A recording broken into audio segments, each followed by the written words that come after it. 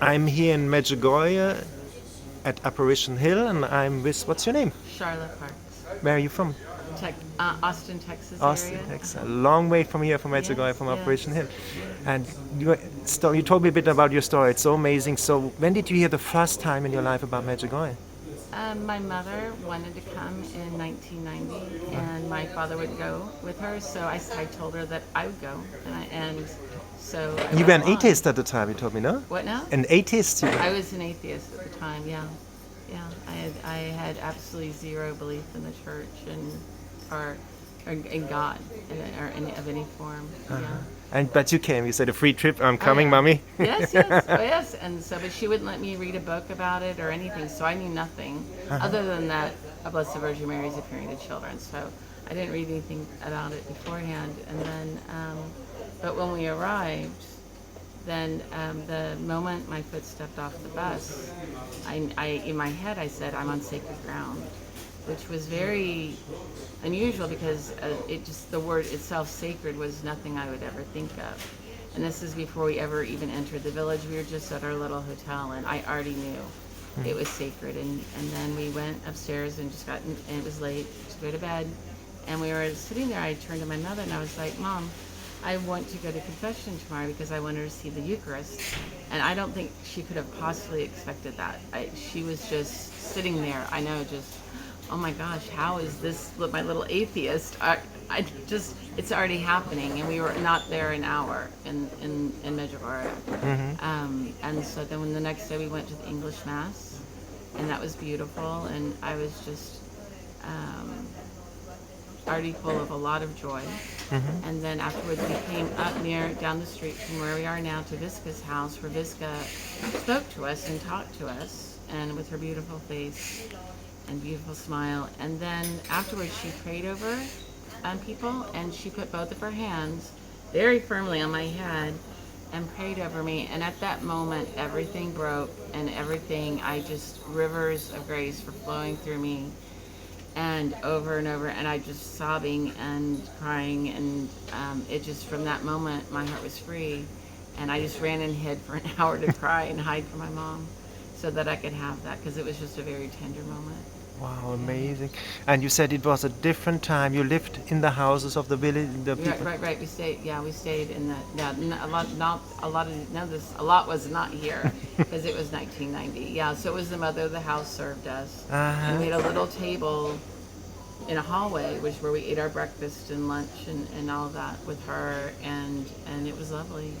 It was lovely. Probably maybe there were, it was their home, and they'd added maybe 4 or 5 bedrooms on top, to have pilgrims. Yeah. Unbelievable.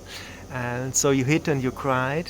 I cried. Wow, that's funny. The same thing happened to me, kind of. Oh, Up really? on the hill. Up on the hill? In front of Our Lady, on the statue of Our Those Lady. are the most beautiful moments in your life, when you can feel that grace, right? It's a total reset, no? Yes. That's how I call it. I said, where do I go after this?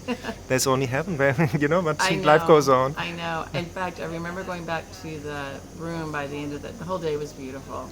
And we finally got back to the room. I thought light beams were coming out of my face. I actually went and looked in the mirror to see what do I look like? There must be light coming out of my face. Amazing. So, yeah. And it changed your life. You said you're a mother of 6 children now? I have 6 children and 7 grandchildren, 5 here and 2 arriving soon. Wow, amazing. Yes. I think that has to do with what happened here, no? Yes, I do. Oh, definitely. Definitely. Just being open to life. I don't think I would have been as open to life and having children, if it wasn't for Our Lady. I think I would have, who knows? I wouldn't have, it's hard to be in this world, in this culture, where it doesn't accept you. But I never really thought about it, and then all of a sudden, and now I'm just surrounded by life. I mean, it's beautiful. It really is. And you also said after coming back from Medjugorje, you go daily to Mass now? I went from that day, at Visca's house, I began going to daily Mass from that day. I didn't plan on it, but when I went home, right when I got home, my friends where I lived was with people who were atheists, right? And so I felt very alone, and so I called the church and asked for a prayer group. and they're like, "Oh, well, we have mass." So it wasn't anything I thought about. It was like God A just process, put it there, no? and they're like, "We're having it tonight." So I went over there. So even the very first day I got home, I was led to mass, and so daily mass was just became the backbone of my life. Unbelievable. And how did your friends react, or because you were an atheist? Right. What did they say? Did they say it? First, Yeah.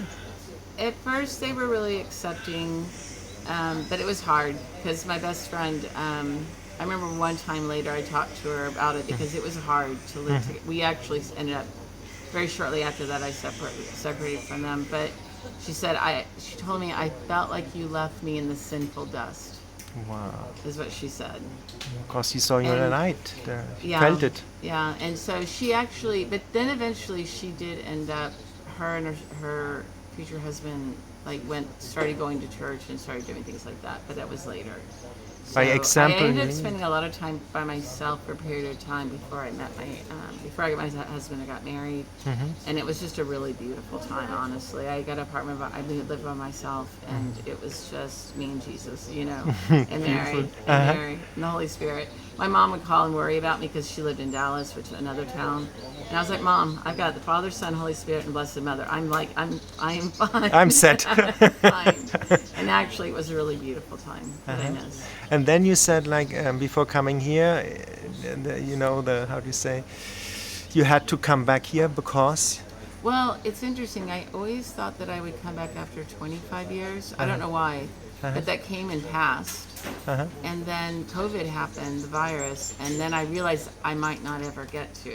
So the first pilgrimage that became available, I signed up. Wow. And so I'm here. And you said because you had to recharge the battery because it left a bit, or. Well, because life kind of, the world's harsh out there. It just is, and so, we need to return to these places of grace. These are the places that will fortify us, and we have to. There's just, we need to do those things where we get into the quiet and be alone with God and with Our Lady. And so, but it's funny. I've been very restless and realizing not feeling like anything's really home. And when I came here, even after 30 years, I realized I haven't felt like I was at home for 30 years until I was here. Again. And this is home. This is Unbelievable. home. And what would you tell? What would you tell people why Medjugorje is home, and why should they come here? What is so special about it? Like even non-Catholics, why should they come here? You should come here because my personal belief is that this place is protected from evil, and there is so much evil out there that Our Lady operates here with complete freedom. Complete freedom, and nothing's in the way of the graces that she's trying to give us.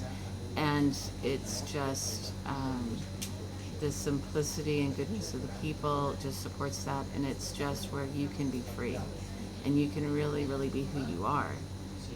We're not supposed to. God never called us to sin. That was something that we chose, and this is the way that to live in the freedom of grace that you experience here. This is what God intended for us. So you need to be here so you really even can know who you are. Does that make sense? We don't know ourselves in sin. Wonderful. Thank Okay, all you right. so much for that beautiful interview. Oh, you're welcome. Thank you.